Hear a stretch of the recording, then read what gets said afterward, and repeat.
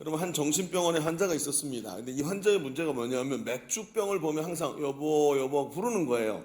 그래서 이 의사가 진찰을 하고 상담을 하다가 왜 그거 다른 데는 다 되는데 왜 맥주병만 이 아내라고 생각하고 여보라고 부르냐고, 맥주병이라고 부를 수 있어야 퇴원이 된다 그랬더니 이 사람이 노력을 하기 시작했어요. 그때부터 맥주병을 여보라고 부르지 않으려고 묵묵하게 노력을 하고 정신을 차리고 막 그러다가 호전이 돼서 맥주병을 맥주병이라고 부르게 됐습니다. 그래서 퇴원을 해도 좋다고 해서 퇴원을 수속을 받으려고 딱 왔는데 카운터 옆에 소주병이 하나가 놓여 있는 거예요. 그랬더니 이 사람이 소주병을 보더니 처제야 여긴 웬일이야? 라고 얘기를 하더라는 거예요. 그렇죠. 예. 그래. 안 웃기다. 이따 하지 말아야 되겠다. 자, 옆 사람에게 말하지 마세요. 그래요. 자, 여러분, 오늘 왜 이런 얘기를 가지고 시작을 했냐 하면, 제가 그냥 우스갯소리입니다만 이 환자의 굴하지 않는 믿음이 인상적이다라는 생각이 들더라고요. 맥주병이 안 되면 소주병이라도 뭐 이런 생각이죠. 우스갯소리지만 믿음이라는 입장에서 보면 너무나도 도전이 되는 말입니다. 왜냐하면 맥주병을 맥주병이라고 아내라고 부르지 말라 그랬더니 그러면 안 되면 소주병이라도 처제라고 불러야지, 이런 정도의 불굴의 의지는 있어야 되지 않겠습니까? 근데 우리 삶을 가만히 들여다보면 이런 부분에서 아쉬운 점이 많습니다. 현대를 사는 우리는 우리 자신의 믿음을 확인하기 어려운 시대를 살아가죠. 왜 그러냐고요? 왜 믿음이 확인하기가 어렵냐고요? 여러분, 우리의 삶은 마치요 짜여진 톱니바퀴처럼 굴러갑니다. 빼꼼한 부분이 없죠. 우리가 늘 예상하는 그 일이 벌어져요. 모든 것은 시스템으로 돌아갑니다. 돈이 필요하면 계획을 세워서 대출받고, 건강에 문제가 생기면 병원에 가고 좋은 의사 찾고, 너무나도 합리적이고 확실한 솔루션들을 우리 사회가 제공을 합니다. 그러니까 있잖아요, 문제가 생기면 하나님께 엎드려서 기도해야 되겠다, 이런 생각을 할 수 없도록 만들어져 있어요. 여러분, 전쟁 이후에 우리나라를 보십시오. 할 수 있는 게 기도밖에 없었어요. 그래서 겨울에도 그 추운 겨울에 새벽에 예배당에 나와서 맨 바닥에다가 이런 마룻바닥에다가 자부동 하나 깔고 엎드려서 새벽마다 기도하고 밤새도록 기도하고, 통금이 있으니까 통행금지 시간이 있으니까 아야라 잘됐다 그러고 밤새도록 엎드려서 기도하는 것 말고는 방법이 없었으니까요. 그런데 우리 시대는 그렇지 않더라는 거예요. 특별히 믿음이 너무나 필요로 하는 시간이 우리에게 많이 제공되지를 않습니다. 그런데 여러분, 성경이 뭐라고 하시는지 아십니까? 히브리서 11장 6절에 보면 이렇게 말해요. 같이 읽어보죠. 믿음이 없이는 하나님을 기쁘시게 하지 못하나니 하나님께 나가는 자는 반드시 그가 계신 것과 또한 그가 자기를 찾는 자들에게 상 주시는 이심을 믿어야 할지니, 믿어야 한대요. 믿음이 없이는 하나님을 기쁘시게 할 수 없답니다. 그런데 우리는 우리의 믿음이 어느 위치에 있는지, 믿음으로 어떻게 나가야 되는지조차도 잘 모르는 상태가 되었어요. 어떨 때 믿음을 써야 되지? 믿음으로 버틴다는 게 뭐지? 믿음으로 힘있게 나간다는 게 뭐지? 이런 것들조차도 우리는 별로 경험해 보지 못하는 시대를 살아가고 있는 것은 아닐까요? 저는 모태신앙입니다. 제 신앙과 믿음이, 저는 신앙과 믿음이라는 게 어려서부터 너무 익숙합니다. 그래서 있잖아요, 특별한 결심이 없어도 그냥 믿음 생활이 됩니다. 어떤 목사님들이 굉장히 강력하게 설교를 하시고 여러분 우리가 이제 이렇게 살아야 됩니다라고 말하는데 웬간해서는요 그렇게 살고 있어요. 왜? 어렸을 때부터 그게 제 삶의 습관이에요. 특별히 결단 안 해도 웬간한 신앙생활은 그냥 하고 있습니다. 그런데 문제는 뭐지요? 이 자연스러움이 제 믿음의 가장 큰 장애였어요. 믿음이라는 게 결단이 필요하고 의지가 중요한 건데, 신앙생활이 의지가 중요하고 내가 손해를 보더라도 의지로 가야 되는데, 특별한 의지나 결단과 손해가 없어도 신앙생활이 말씀처럼 비스무리하게 된다는 거예요. 그러니 어때요? 여러분, 결단도 없고 하나님 앞에서 희생도 없으니까 하나님 앞에서 내가 하나님을 기쁘시게 할 수 있는 믿음을 가지고 있는지, 그 믿음의 결과물들이 나에게서부터 나오고 있는지를 가늠할 수조차 없는 자리에 서 있을 때가 많더라는 것이죠. 여러분, 우리가 세상을 살면서 믿음이 없어도 살 수 있는 신앙생활이 되는 이상한 시대를 만났어요. 답답한 모습. 그러면서 우리 자신이 믿음이 없어서 내가 믿음이 필요합니다라고 기도하지 않아도 되는 이런 시대. 오늘 성경은 우리의 믿음을 향해 뭐라고 말할까요?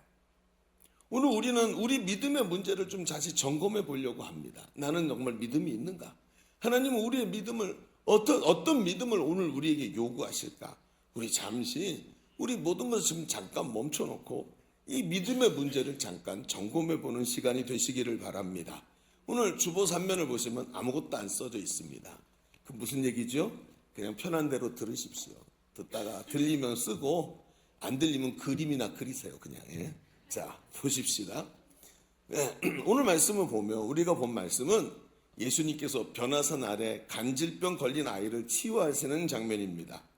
예수님은 병자를 고치지 못하고 변론하고 있는 제자들을 발견하시죠. 조금 전에는 변화산 위에서 희게 변모되시는 예수님의 모습이었지만 그 산 밑으로 내려왔더니 제자들이 병을 고치지 못하고 막 헤매고 있는 것이죠. 그리고 그들을 보시고는 믿음이 없는 세대여 라고 책망하시면서 우리가 잘 아는 아주 유명한 말씀을 남기시죠. 23절을 보십시다.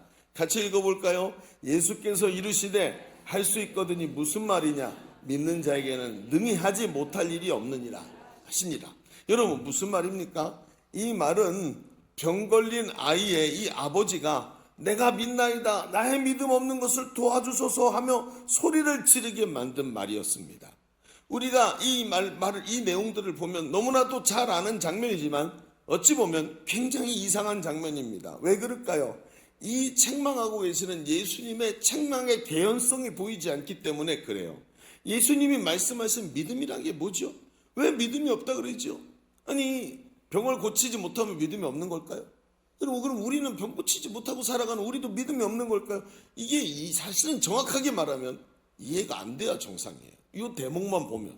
그러면 어디를 봐야 됩니까? 이 예수님의 말씀의 진짜 의미를 파악하기 위해서는 이 말씀의 맥락을 좀 봐야 됩니다. 이 맥락을 이해해야 되는데 그걸 이해하기 위해서 오늘 우리는 9장의 말씀을 봤는데 마가복음 8장부터 9장까지를 한번 슬쩍 제가 한번 여러분에게 한번 소개해 보겠습니다. 8장으로 넘어가 볼까요? 바로 앞에 마가복음 8장에는 떡 7개와 물고기 2마리로 4,000명을 먹이시는 7병2여의 기적이 나타납니다. 그 앞에는 5병2의 기적도 일어나죠. 그런데 그리고 기적을 일으키시고 4,000명을 먹이고 막 남은 광주리들을 모아놓고 그리고 오다가 제자들이 까불다가 이걸 잊어버려요. 떡을 하나도 못 가지고 옵니다. 그걸 갖고 자기들끼리 야, 너 떡 안 챙겼어? 아이 진짜 네가 챙기라 그랬잖아 막 이러면서 얘기를 수근수근 거리는 것을 예수님이 보시고 예수님이 그들을 책망하는 장면이 나와요. 17절 18절을 볼까요? 8장 17절 앞에도 나옵니다. 자, 같이 읽어볼까요? 예수께서 아시고 이르시되 너희가 어찌 떡이 없으므로 수군거리느냐? 아직도 알지 못하며 깨닫지 못하느냐? 너희 마음이 둔하냐? 너희가 눈이 있어도 보지 못하며 귀가 있어도 듣지 못하느냐? 또 기억하지 못하느냐? 하고 얘기를 하시는 거예요. 무슨 얘기지요? 예수님이 일으키신 기적을 보았습니다. 앞에는 오병이어의 기적까지 봤습니다. 그리고 자기가 그 떡을 먹었어요. 말도 안 되게 그 작은 어린아이의 도시락으로 이 엄청난 역사가 일어난 걸 2번이나 봤습니다. 그런데 믿음이 없어요. 그걸 보고도 충격을 받고 경험했는데 그럼 어때요?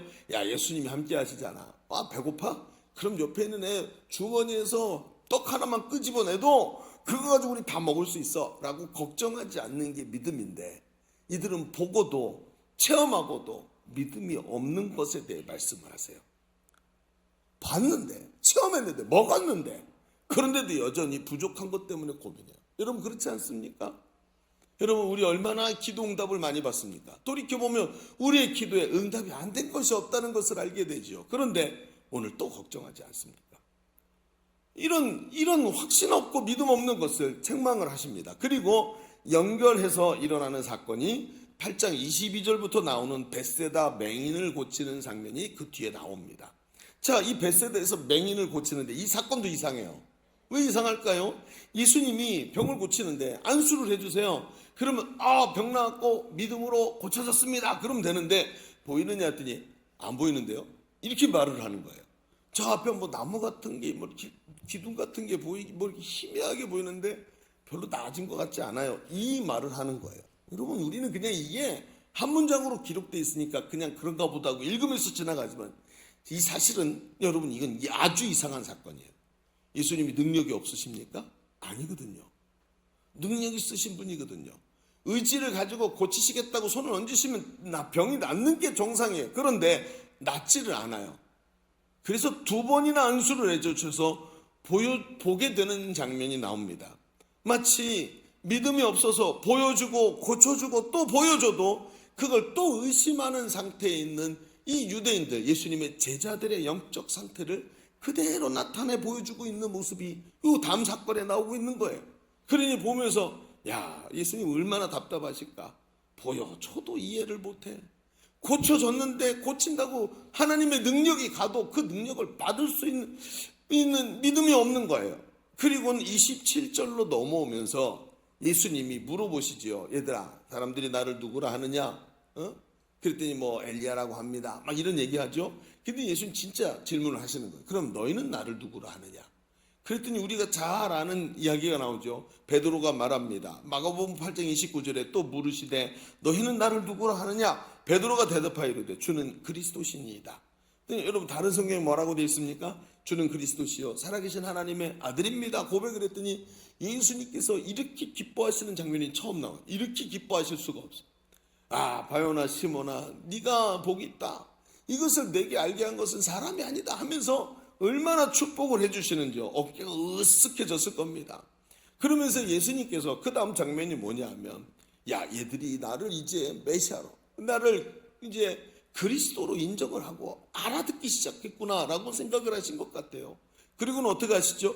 여러분, 성경에 야, 그리스도가 이렇게 된다 그랬지 하고 그리스도에 대한 예언을 쭉 보여주시면서 뭐라 그래요?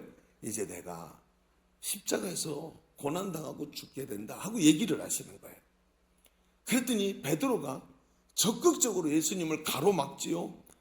마가복음 8장 32절에 보니까 드러내놓고 이 말씀을 하시니 베드로가 예수를 붙들고 항변하며, 예수님, 이런 일은 일어나지 않아야 됩니다. 우리 생각은 그게 아니거든요. 예수님이 사령관인데 죽으면 어떡합니까? 이런 식의 얘기를 한 겁니다. 그랬더니 예수님께서 그 베드로를 보고 사탄아, 내 뒤로 물러와라. 너는 나를 넘어지게 하는구나 라고 이야기하시는 장면이 나옵니다. 여러분, 예수님이 얼마나 답답하셨을까요? 아니, 뭔가를 아는 것 같은데 분명히 뭔가 알고 있어요. 예수님이 메시아고 예수님이 그리스도 나의 구원자라는 것을 분명히 고백을 했는데 얘네가 나타나고 있는 이 믿음의 모습은 보이질 않는 거예요. 이상하지요. 뭔가 있는데 그 믿음이 보여져서 실체로 나타나지를 않는 이 될 듯 안 되는 거. 그렇죠? 될 듯 안 되는 거예요. 기적을 보고 충격을 받고 따르지만 천국의 승리에 대해서 몰라. 병을 고쳐주지만 눈이 잘 열리지는 않아요. 예수님이 그리스도이신 것을 아는 믿음은 있는데 자기 생각을 버리지는 않는 거예요. 마치 이런 느낌입니다. 어느 날 아침에 출근을 하려고 자동차에 시동을 딱 걸려고 하는데 키키키키키키키 그러면서 여러분 이게 시동이 안 걸리는 거예요. 분명히 연료도 가득 차 있고 배터리도 정상인데, 아니 그럼 연료가 올라오는 게 분명한 것 같은데 냄새도 보니까 연료가 올라오는데 성령이 임하셔. 자꾸 이러지 마세요. 난 재림하는 것 같아서 깜짝깜짝 놀라. 주님이 재림하실까 봐. 아직 설교도 안 끝났는데. 여러분, 뭔가 지금 일어날 것 같은데 이상하지요. 다 멀쩡한데 왜 시동이 안 걸리지? 다 멀쩡한데 왜 시동이 안 걸리지? 하면서 고민하고 있는 이런 모습이죠. 자, 다시 성경으로 돌아와 봅시다. 그리고 난 바로 다음 장면이 뭐냐면 변화산 위에서 예수님이 번모되시는 사건과 그 아래 병을 고치지 못하는 제자들의 모습입니다. 그들은 알쏭달쏭합니다. 이상하죠. 예수님이 우리에게 명령하셔서 자기들도 고쳐봤어요. 병을 고치고 예수 이름 명하기만 귀신이 떠나가는 걸 자기들도 경험했어요. 그런데 뭐가 잘 안 돼요. 알쏭달쏭 될 것 같은데 왜 안 되지?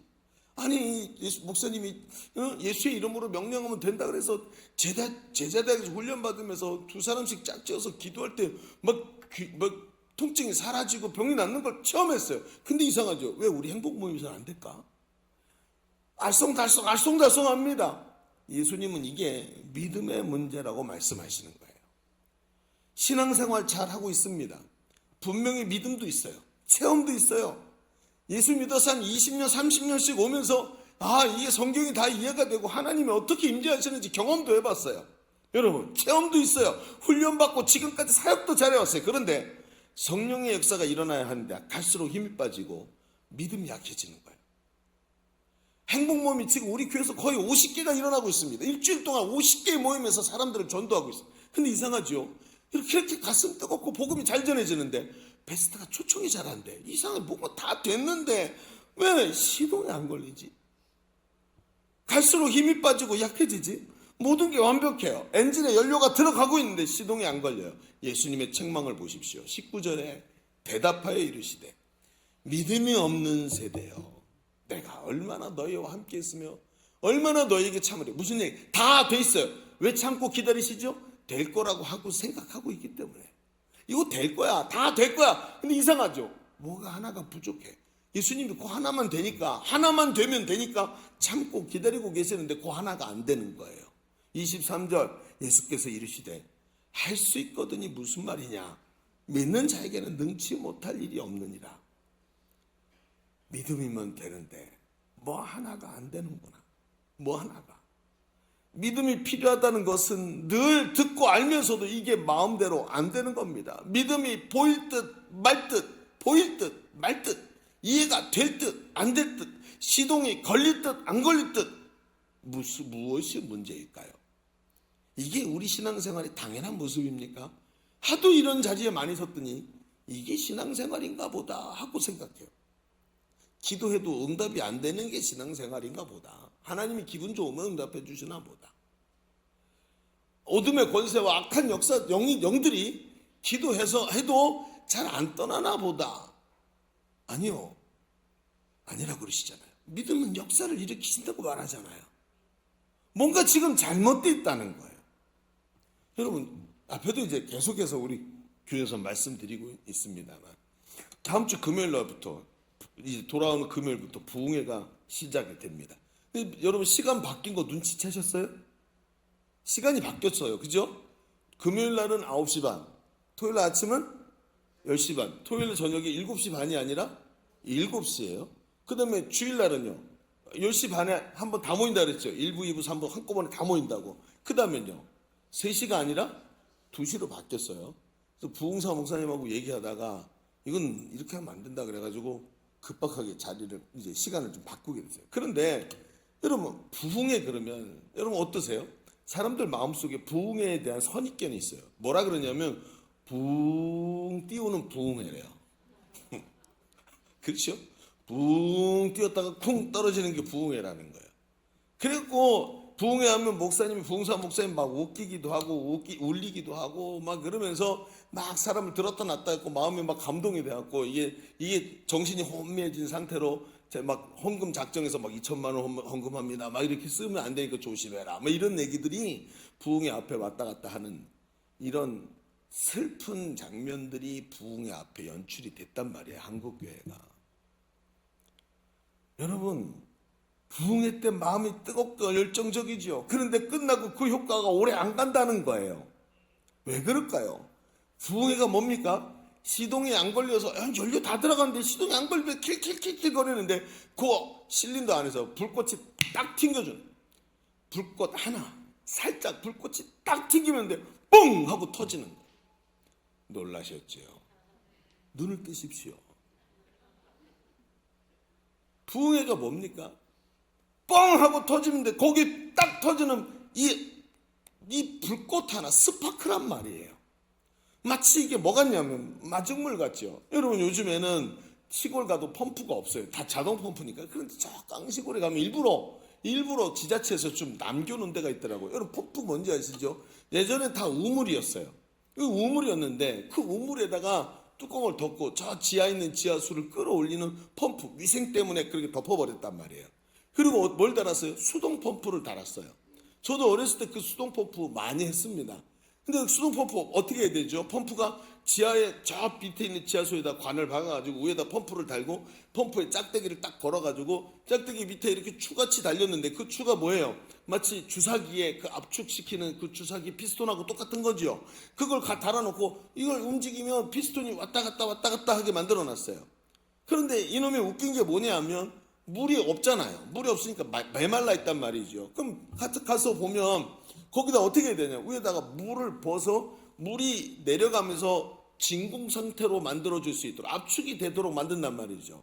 위에다 물을 붓습니다. 이 물을 마중물이라 그래요. 저 밑에 있는 물을 마중간다 그래가지고 마중물을 딱 부으면 위에다가 부으면 수도꼭지로 물이 나오는 것처럼 보입니다.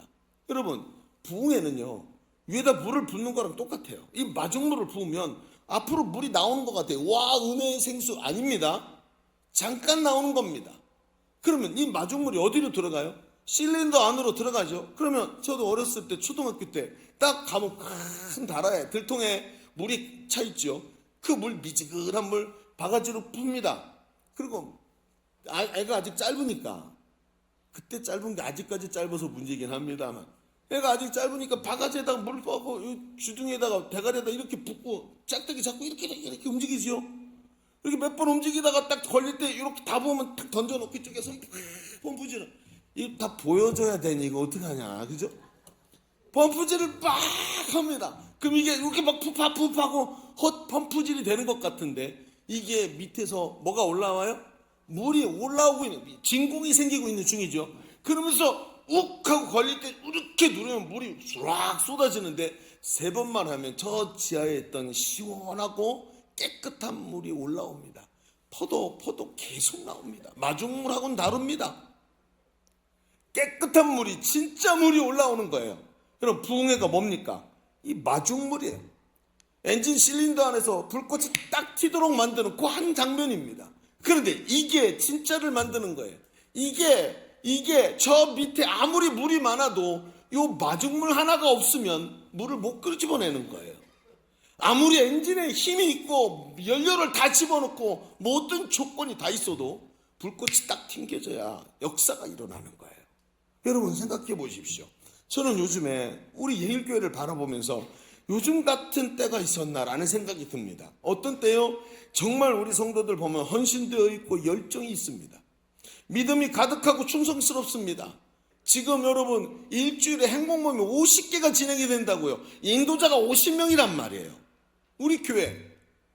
그리고 거기에 두세 명씩 짝을 지어서 하니까 전도하겠다고 거의 모든 성도들이 다 뛰쳐나가서 전도하고 있다는 뜻입니다.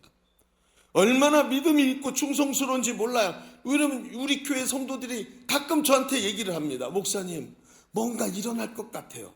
무슨 일이 꼭 일어날 것 같아요. 뭐가 몰려오고 있는 것 같아요. 왜? 교회가 너무 좋다는 거예요. 성령이 충만하다는 거예요. 그리고 우리는 아무 말도 하지 못했다. 일이 안 일어나. 뭔가 일어날 것 같은데, 뭐가 일어날 것 같은데, 보일 듯 말 듯, 믿음이 있는 듯 없는 듯, 행복 모임이 힘차게 열리는데 열매가 일어날 듯 말 듯, 인생의 문제가 해결될 듯 말 듯, 기도가 응답될 듯 말 듯, 꼭 성경에 있는 이 장면과 너무 비슷한 거예요. 여러분 그렇습니다. 이 모든 것이 능력으로 모이는 동기가 하나 필요한데 강력한 불꽃이 딱 튕겨져야 돼요. 이 불꽃이 튕겨지는 순간 준비됐던 모든 것이 하나로 뭉쳐서 강력하게 꽝 하고 터져나가는 역사가 일어나는 것입니다.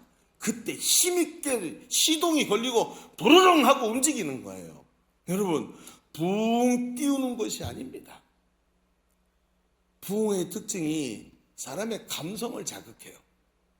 그래서 울리기도 하고 웃기기도 합니다. 근데 이 감성이 뭐지요? 성령이 임하실 때 보십시오. 오순절 성령 강림 사건 때 사람이 지정의로 이루어졌죠. 성령이 오실 때 어떻게 오지요? 불꽃같이, 뜨겁게, 바람같이. 여러분 어떻다고요? 지정의 중에 어떻게 오는 거예요? 감정으로 오시는 감정으로 시작이 돼요. 그리고 뜨겁게 들어오시더니 지정의 전체를 사로잡으세요. 불꽃같이 땅 터지더니 온 몸을 사로잡고 온 생각과 마음을 사로잡는 게 성령 충만입니다. 여러분 부흥회가 왜 부흥회가 됐습니까?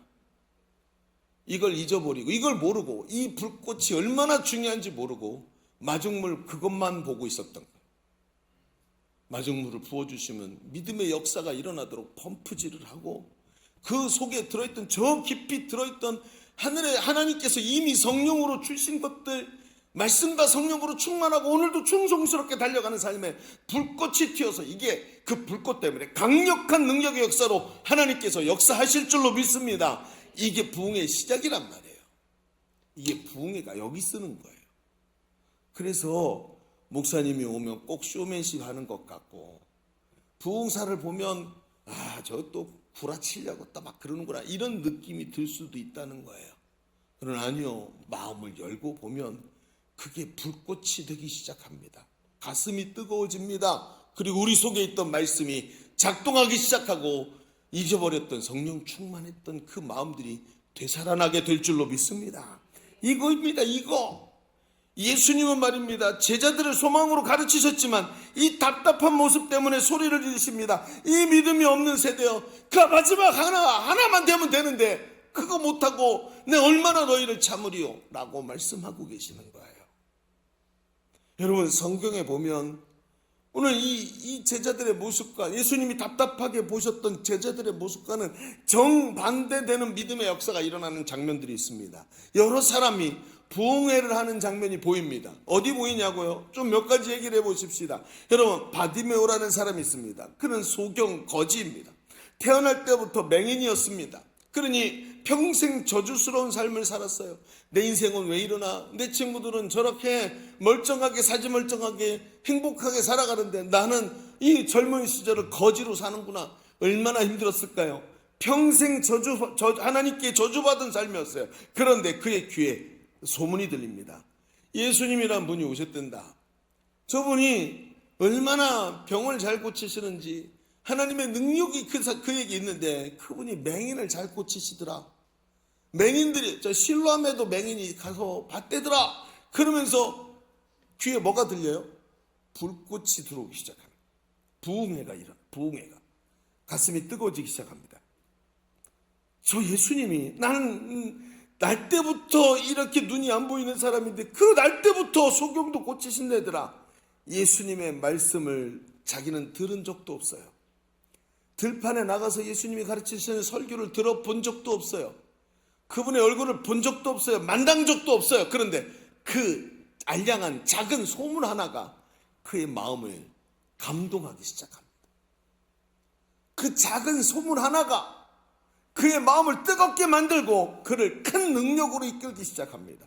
그의 귀에 들렸던 그 몇 마디 말이 바로 불꽃이었고 부흥회였다는 거예요.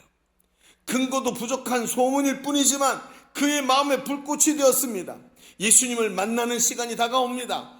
그에게 예수님이 눈은 안 보이지만 귀가 열려 있으니까 예수님이 지나가시는데 사람들이 와글와글하면서 예수님이 가까이 오시는 게 느껴집니다. 그런데 바디메오의 마음이 다급합니다. 가서 저분을 만나야 되는데 만날 길이 없습니다. 안 되니까 소리를 지릅니다. 다윗의 자손 예수여, 나를 불쌍히 여기소서. 얼마나 크게 소리를 지르는지 옆에 있던 사람이 아이고 귀야 그러면서 아우 시끄러 좀 조용히 좀 해라 라고 성경에 말을 합니다. 잠잠하라. 자, 이제부터 바디메오는 결정을 해야 됩니다. 이 바디메오가 누굽니까? 구거라는 사람이에요. 잠잠하라 말했던 사람이 아침마다 저녁마다 성전 앞에서 지나가면서 내 깡통에다가 돈을 넣어주는 우리의 고객님입니다. 바디메오의 고객이에요. 고객이 잠잠하래요. 이제부터 결정해야 됩니다. 안정적인 수입이냐 아니면 예수님을 만날 것이냐. 그렇죠? 여러분, 그놈의 안정적인 수입 그런 거 없습니다. 신앙생활은 안정적인 게 없습니다. 항상 마귀가 시험합니다. 여러분, 중요한 게 뭔지 아십니까? 오늘도 안정적으로 신앙생활 하는 게 아니라 뜨겁게 예수님을 만나야 합니다. 비교할 게 없어요. 비교할 게. 그러니까 바디메오가 그 소리를 듣더니 잠깐도 주저하지 않고 더 큰 소리로 외칩니다.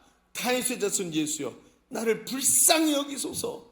예수님께서 그 두 번째 외침을 외칠 때까지 기다리셨다는 듯이 그에게 오셔서 그를 고쳐주십니다. 네 믿음이 너를 구원하였다. 그 불꽃 같은 믿음. 불꽃 같은 믿음, 그 작은 믿음이 우리를 구원하는 거예요. 그런가 하면 여러분, 혈루증 여인을 보십시오. 성경에 나오는 이 12의 혈루증 걸린 여인은 말입니다, 12년이나 혈루증으로 고생합니다. 수많은 의사를 만났습니다. 얼마나 많은 돈을 허비했는지 다 가산을 탕진할 정도입니다. 절망과 체념 속에서 내 병은 고쳐지지 않는구나. 게다가 이게 율법으로 부정해요. 혈루증에 걸리면 몸에서 피가 나고 하혈을 하면, 여인이 하혈을 하면 율법으로 부정한 상태가 되어서 사람을 만날 수가 없습니다. 격리되는 겁니다. 그러니 사람들과 단절과 고립 속에 혼자 있는 거예요. 그런데 그 고립된 삶에 예수님에 대한 소문이 들립니다. 예수님이 이런 분이 된다, 이렇게 말씀하신다, 이런 능력이 있으시된다. 그 작은 몇 마디 말이 이 여인의 마음속에 불꽃을 일으킵니다. 스파크가 팍팍팍팍 뛰기 시작합니다. 그리고 그 불이 마음에 옮겨 붙었습니다. 여러분, 이 여인도 사람들과 어울릴 수가 없어요. 율법으로 부정하기 때문에 예수님의 말씀을 들을 수 있는 동기나 들을 수 있는 계기가 전혀 없었습니다. 그럼에도 이 여인의 마음에 폭발이 일어나기 시작합니다. 그리고는 이 여인이 얘기합니다. 가서 예수님의 옷자락에만 손을 대어도 내가 나을 수 있다. 믿음이 생깁니다. 믿음. 여러분, 성경을 앞으로 조금만 데리고 앞으로 넘어가면 예수님께서 갈릴리에서 사람들을 가르치실 때 물에다가 배를 띄우고 배 위에 앉아서 가르치셨다 그랬어요. 왜 그런가 했더니 사람들이 와서 예수님이 능력이 많으시니까 예수님이 몸에 자꾸 손을 대려고 하는 거예요. 자기 몸이 치유될 수 있다고. 하나님의 능력이 나한테 온다 그러고. 그랬던 예수님이 지금 길거리로 나오셨어요. 수많은 사람이 예수님 에워싸고 있습니다. 왜 에워쌌을까요? 손 한번 대보려고. 그 중에 한 사람도 이 여인이었습니다. 이 여인도 똑같이 예수님 옷자락만 손 한번 대보자, 그리고 간 겁니다. 그런데 그 사람들이 똑같은 동기로 갔지만 이 여인만 나왔습니다. 똑같은 동기로 예수님의 옷에 손을 댔지만 이 여인만 나왔습니다. 왜요? 불꽃이 있었기 때문입니다. 불꽃. 이 불꽃 하나 때문에 완전히 다른 결과를 만들어냈다는 것입니다. 예수님이 정확하게 말합니다. 내 믿음이, 여자야, 내 믿음이 너를 구원하였다. 이 불꽃, 마중물 같은 이 믿음, 20년 30년 신앙생활하면서 성경을 알고 있는 그 믿음이 아니라 오늘 우리 속에 일어나고 있는 불꽃 같은 믿음이 역사를 일으키더라는 거예요. 여러분, 삭개오로 보십시오. 그는 세리입니다. 매국노입니다. 여러분, 일본 앞잡이입니다. 적들의 프락치입니다. 이게 바로 삭개오입니다. 게다가 세리가 아니라 세리장이에요. 그놈들 중에 우두머리예요. 그러니 사람들이 얘를 좋아할 수가 없습니다. 그런데 이런 죄인이요, 매국노의 귀에 예수님에 대한 소문이 들립니다. 뭐라고요? 예수님이 죄인들의 치구래. 예수님의 제자 중에 세리가 있대. 이분이 세리들을 불쌍히 여기신데 한 번도 들어본 적이 없는 말이 귀에 불꽃같이 들어오기 시작합니다. 불이 붙었습니다. 여러분, 불이 붙었어요. 저분께 나가서 말을 얘기할 수 없어요. 매국노인데 감히 한마디도 같이 말을 섞을 수 없지만 저분의 얼굴만이라도 봐야 되겠다. 소원이 생겨. 얼굴을 한 번만 봤으면, 저분의 얼굴 한 번만 봤으면 좋겠다. 그 소원이 생기는. 여러분, 이번 부흥회 때 소원이 있으시기를 축원합니다. 주님 만나고자 하는 열정적인 소원이 일어나야 돼요. 그 소원이 얼마나 강력했는지. 수많은 사람들 속에서 절대로 예수님의 얼굴이 보이지 않으니까 그 소원 때문에 돌감람나무 위로 기어 올라가서 예수님의 얼굴을 볼 정도로 모든 장애물을 뚫고 주님을 보면서 그의 삶이 예수님 만나고 회복되는 줄로 믿습니다. 여러분, 이 간질병 걸린 아이의 아버지의 부흥회를 봅시다. 여러분, 혈루증 걸린 여인의 부흥회, 바디메오의 부흥회, 삭개오의 부흥회 너무 중요했습니다. 그런데 이 간질병 걸린 아이의 아버지의 부흥회는 너무나도 처절합니다. 예수님의 소문을 들었습니다. 가슴에 불이 붙었습니다. 저분을 만나면 된다. 저분을 찾아가자. 갔어요. 근데 문제가 뭐죠? 찾아왔지만 예수님이 안 계셔.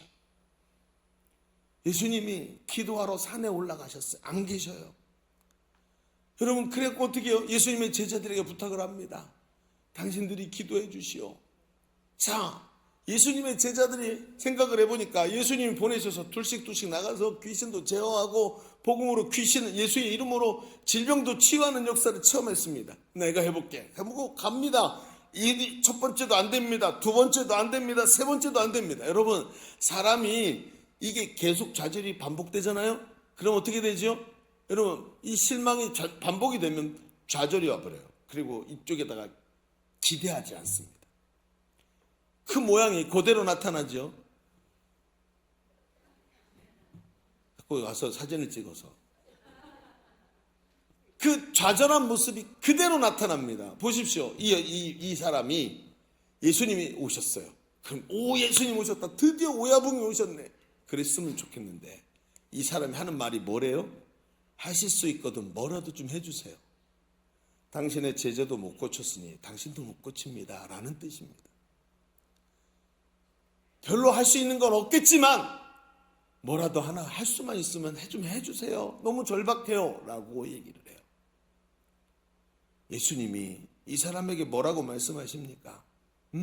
여러분 이 사람의 부흥회가 딱 이 한마디에서 부흥회가 되기 시작합니다. 할 수 있거든이 무슨 말이냐? 믿는 자에게는 능치 못함이 없느니라. 예수님께 이 한마디를 들은 게 이 사람의 마음속에 불꽃이 되어버렸어요. 붕 뜨기 시작합니다. 부흥회가 일어나요. 붕 뜹니다. 그러더니 이 사람이 소리를 지릅니다. 내가 믿나이다. 나의 믿음 없음을 도와주소서. 얼마나 흥분을 했는지, 얼마나 그 불꽃이 강력한지 소리를 지르면서 주님 앞에 나갑니다. 그리고 그날 그 믿음으로 병치유의 역사를 체험한 줄로 믿습니다. 너무나도 중요해요. 여러분, 저는 이 부흥회를 준비하면서 하나님 이 부흥회가 너무나도 중요하다고 말씀하시는 걸 자꾸 듣습니다. 이 부흥회가 너무 중요하다. 이 부흥회가 그냥 붕 떴다가 쿵 떨어지는 부흥회가 돼서는 안 된다는 거예요. 이게 바로 스파크입니다. 스파크가 딱 터지면 준비됐던 모든 것이 밑에서부터 폭발로 일어나서 위대한 역사를 이루게 될 줄로 믿습니다. 사랑하는 성도 여러분, 부흥회를 준비하십시오. 간절함으로 준비하고 불꽃을 받으십시오. 말 그대로 내 심령이 붕 떠올라야 하는 겁니다. 이게 부흥회예요. 우리 교회는 목사님이 냉철한 설교를 하기 때문에 우리 성도들도 머리가 냉철해. 그래가지고 막 심파극하고 믿습니다 막 이러면 또 심파극하네 막 이러면서 별로 안 좋아해요. 우리 교회 성도들의 특징이, 지난주에 제가 울었다고 얼마나 내가 구사리 먹은지 아세요? 눈물 흘렸다고. 여러분, 부흥회는 말입니다, 웃기면 웃는 겁니다. 부흥회는 울리면 우는 겁니다. 아기처럼 얼르면 아기가 까르르 웃듯이 마음을 열고 어린아이 같이 나가는 거예요. 그때 붕 떠오르면서 스파크가 빡 터지는 겁니다. 이게 부흥회입니다. 그래서 그냥 맡기고 어린아이처럼 웃고 울고 하면서 따라오다 보면 여러분, 믿음의 역사가 일어나는 줄로 믿습니다. 이게 준비예요. 그 불꽃이 폭발을 일으키고 우리 속에 영역이라는 에너지가 폭발을 일으키도록 만드는 그 스파크, 이게 바로 부흥회란 말입니다. 잘 안 보이던 게 갑자기 보입니다. 스파크가 팍 터지니까 갑자기 복음이 깨달아집니다. 예수님이 보이기 시작합니다. 내 안에 있는 복음에 대한 확신이 일어납니다. 또 달려갈 길을 얻으면서 담대해지기 시작합니다. 그게 바로 믿음입니다. 며칠 안 간다고요? 여러분, 로마서 1장 17절에 이렇게 말합니다. 아주 중요한 말, 이 바보 사도가 하는 아주 중요한 말 한마디, 이 말을 들어보십시오. 복음에는, 예수 그리스도 십자가, 그 복음에는 하나님의 의, 우리를 구원하시고자 하는 하나님의 의가 나타나, 예수님의 십자가 생명을 바꿔치기 해가지고 예수는 죽고 나는 살도록 만드시는 하나님의 의가 나타나서 이것을 믿음으로, 예수님이 나를 위해 십자가에 죽으셨구나, 스파크, 이것을 믿음으로 구원 얻는 믿음에 이르게 하나니, 예수님이 나를 위해 대신 죽으셨다는 이 자체를 믿음으로, 오직 의인은 믿음으로 말미암아 살리라, 무슨 믿음으로 말미암아 죽는 게 아니라 산다, 즉 믿음으로 구원을 얻는다. 그러니까 이것을 믿음으로 구원 얻는 믿음에 이르게 된대요. 여러분, 잠깐 팍 스파크가 터졌다가 꺼진다고요? 아니요. 이걸 붙잡으면 이것 가지고 구원 얻는 믿음에 이르게 한다고 얘기를 하는 거예요. 믿음은 바로 이런 겁니다. 그래서 여러분, 성령이 임하실 때 여러분 성령 충만한 그 장면을 보면 성령 충만이 열흘, 20일, 30일, 1년, 20년 이렇게 간 게 아니라 고마가의 다락방에서 뜨겁게 일어나는 사건이 가슴에서 스파크로 일어났지만 그게 계속해서 퍼져나가면서 전체를 사로잡게 되는 것을 보게 되는 거예요. 여러분, 부흥회가 바로 이런 겁니다. 오늘도 첫 번째 믿음, 예수가 나의 구원자이십니다. 예수님이 나의 문제를 해결하십니다. 예수님 오늘도 기도하면 주님이 나를 붙잡아 줄 줄로 믿습니다 하는 이 바디메오의 믿음, 혈루증 여인의 믿음, 삭개오의 믿음, 이거 하나 가지고 나가서 오늘도 위대한 역사를 이루는 믿음으로 우리가 성장하게 될 줄로 믿습니다. 이게 부흥의 역할인 거예요. 그러면 이제 준비하십시다. 예수님은 믿는 자에게 능치 못함이 없다고 말씀하셨습니다. 오늘도 이도 저도 아닌 답답한 믿음이 아니라 불꽃을 경험하고 확신이 있는 능력 있는 믿음이 되어야 할 줄로 믿습니다. 그래서 여러분, 내일 아침부터 새벽 기도를 5일 동안 합니다. 이게 뭐죠? 빌드업, 점점점 쌓아가는 거예요. 분위기 워밍업을 시켜야 돼. 워밍업을 해서 온도를 올려서 여러분, 정작 부흥회가 시작되는 첫날부터 꽝꽝 터져 나가야 되는 거예요. 부흥회가 시작됐더니 이제야 끝날 때쯤 돼서 이제야 좀 온도가 오르는데 벌써 끝났네요, 이런 소리 해서는 안 된다는 거예요. 그래서 내일 아침부터 새벽부터 와서 기도하시면서 가슴에 뜨거운 영적인 불들을 만들어 가시기를 바랍니다. 주님 만나고 싶어요. 삭개오처럼 얼굴 한번 보고 싶어요. 주님 옷자락만 만져도 치유될 줄로 믿습니다 하면서 가슴에 뜨거움을 계속 쌓아가야 돼요. 그리고 나서 금요일날 저녁 때부터 하나님이 위대하게 역사하실 줄로 믿습니다. 내가 믿나이다, 나의 믿음 없는 것을 도와주소서 하면서 준비하고 하나님 앞에서 위대한 부흥의 역사를 체험하는 우리 성도들의 삶이 되시기를 주의 이름으로 축원합니다. 축원합니다.